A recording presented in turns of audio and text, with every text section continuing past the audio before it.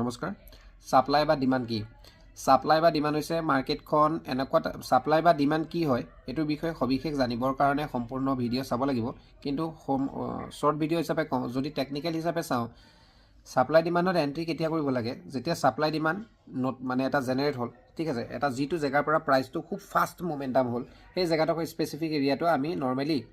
সক প্ৰবাবিলিটি একো নাই কিন্তু নৰমালি আমি সাপ্লাই ডিমান্ড হিচাপে ধৰিব পাৰো আৰু যেতিয়া সেই সাপ্লাই বা ডিমান্ডত আহি মাৰ্কেটখন পুনৰ নতুনকে সেকেন্ড টাইম ফাৰ্স্ট টাইম হল সেকেন্ড টাইম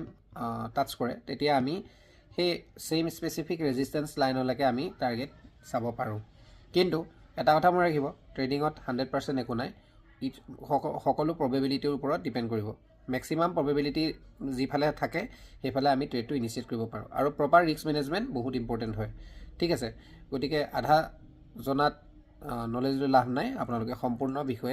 সম্পূৰ্ণ বিষয়বস্তুৰ বিষয়ে জানিবলৈ অধ্যয়ন কৰিবলৈ চেষ্টা কৰিব ধন্যবাদ